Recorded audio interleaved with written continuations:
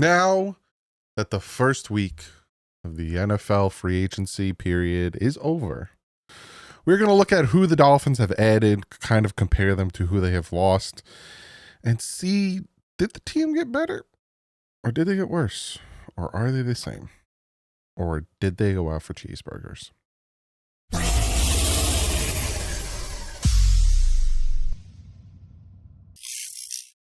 What is up, Finn fans? How is everyone doing on this Monday morning? Hope you guys are going to have a fantastic Monday if you're heading to work. Drive safely. Have a good day. I'll see you when you get home. But yeah, we're going to look at kind of the first week of free agency and see who we signed and who we let go, and did we get better? Did we get worse? Or are we kind of the same? I'm going to grade it. Not each individual move, but kind of in a whole. I'm going to grade like the first week of free agency and give you my thoughts and opinions on it. And we also have a little bit of an update here from Barry Jackson that I thought was interesting. So we'll talk about that first. Barry Jackson said on his weekly show on Fox, agent Drew Rosenhaus said the Dolphins have offered free agent outside linebacker Emmanuel Ogbah a contract, but we haven't found common ground as of yet. Nothing is imminent. Doesn't rule out Jeff Wilson Jr. re-signing here. Now, I'm not like, oh Jesus, with Emmanuel Ogbah, right? But again, on like, go out and get like Azeez Ojulari. He's younger, he has more upside, you know.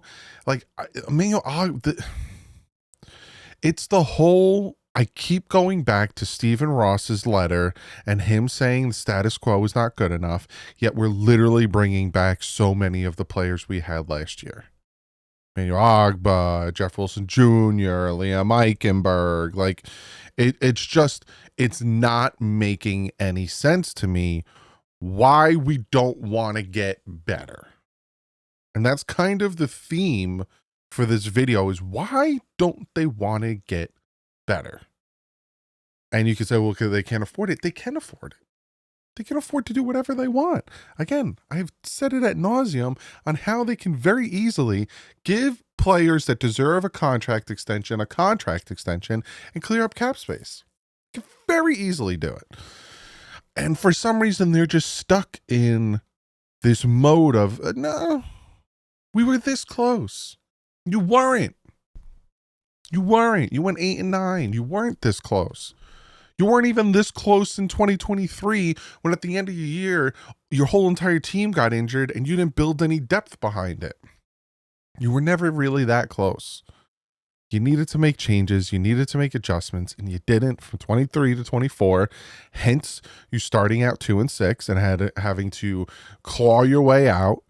And now you're putting yourself in the same situation. So without me rambling on too much, let's jump into this Mamma Jam. We're going to start here with the addition of James Daniels. I'm going to scoot over a little bit because it's going to we're going to fill up this whole area. So James Daniels, to me, improvement over Robert Jones. And if you're in math, right, for all the young ones that are watching me, and you don't know which way to face the symbol for greater than or less than, think of Pac-Man, and he wants to eat the better thing or the bigger thing, right? So as you see here, James Daniels is better or greater than Robert Jones because it wants to map James Daniels. Just so you know, I was going to school to be a high school math teacher. Then I changed it to high school science. Then I changed it to film. And so there's that. So to me, James Daniels, better move than Robert Jones, who is now with the Dallas Cowboys. Again, if he can come back fully healthy and if he can come back 100%, big improvement on that right guard position. That's where he'll play, even though Robert Jones was a left guard. And I'll tell you why I had him going up against the other guy. Brawler. Go watch his film. Loves throwing people around. Huge improvement. So that's a plus. There's a plus there. Now we go to the next edition, and that is Terrell Dotson. Now, I am not putting all of the re-signings for this exact reason. It's even. Terrell Dotson is replacing Terrell Dotson. There is no plus or minus. It is even. And if there is a minus, then that's the only time I put it. So this is just kind of an example, being like, this is why I don't have Elijah Campbell, why I don't have, all these other guys, because it's kind of even. So it's more of an example. Then we have Nick Westbrook over Odell Beckham Jr. It is a plus. Nick Westbrook is the better receiver over Odell Beckham Jr. 6'2", has like 9 touchdowns off of a certain amount of like receptions, was a really big help in the red zone for the Tennessee Titans. Odell didn't do anything, disappeared, and then eventually was released and now is dealing with legal issues that I'm not going to go into. So 100,000,000% is Nick Westbrook. I'm not going to try to butcher his full name. An improvement over Odell. Next, we have Zach Wilson. To me, like I said when we signed him, I wasn't like, oh my God, what are you doing? And I wasn't like, boom, we got our backup. I was like, all right. But to me, Zach Wilson, and this is saying something because we all saw him play for the Jets and he was garbage, is better than any of the backups we had last year. He's obviously he's played for the Jets. He's played for the Broncos. He's played better with the Broncos. And from what I've seen, I think he's better than Skylar Thompson. I think he's better than Tim Boyle. I think he is better than Tyler Huntley. And was there a fourth guy that we had, or was it just the 3? I think it was just the 3. So to me, that's another plus. So far, you could say, hey, Doug, we did pretty good in free agency so far, because all 4 of the additions you have on the screen right now are pluses or equal to. So I'm feeling good, Doug. Then you have Fatu Melifonwu, who to me is your first negative. I think Javon Holland is better than Fatu. He's injured, but so is Javon Holland. But in the time that Javon Holland wasn't injured, I think he was more impactful of a player. Obviously, he made more money in free agency. We can all say what we want, and let's not be those fans who are like talking crap on players that aren't here anymore and like, I never liked him in the first place. Blah, blah, blah. Javon Holland was good, and if he re-signed with the Dolphins for $11 million a year, we would have been ecstatic. He is better than Fatu. It is what it is. Fatu to me is a rotational guy. I wouldn't say a backup, but definitely a rotational guy. So I think there was a little bit of a downgrade there to go from Javon Holland to Fatu. Next, we have Laramie Borum. I think he is a downgrade versus Kendall Lamb. Kendall Lamb was dealing with that back injury that took him out, and I don't know if he's going to play again this year. He kind of hinted at he wants to play again this year, so maybe the Dolphins bring him back, and this is all for nothing.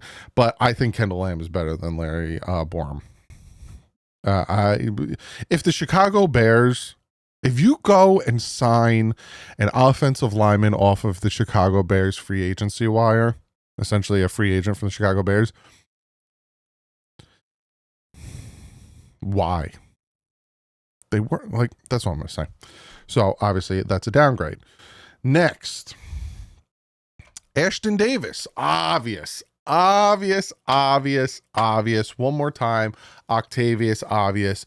Upgrade over Jordan Poyer. Now, Ashton Davis isn't a perfect project or even a perfect safety, but he obviously, to me, is a well-needed upgrade over Jordan Poyer. He does lack some things, Ashton Davis, that is, in certain aspects of his game, but I do think he is an upgrade over Jordan Poyer.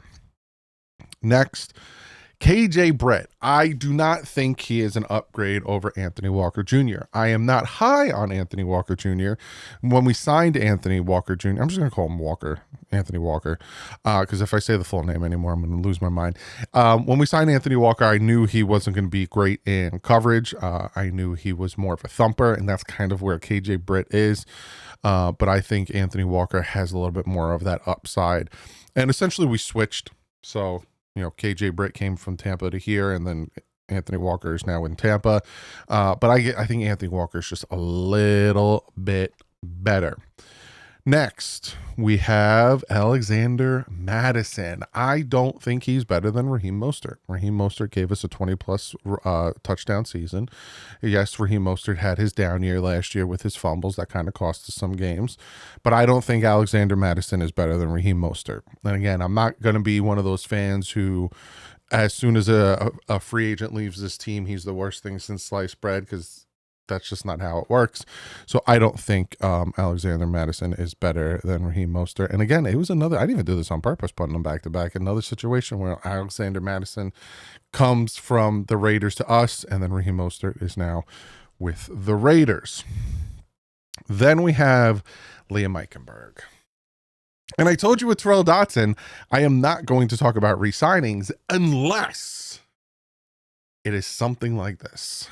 Bringing back Liam Eichenberg is a negative.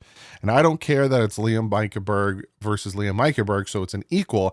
It's such a bad move and such a negative. And watched him, when I broke down film time and time and time again, him falling down, him getting pushed around, all that stuff.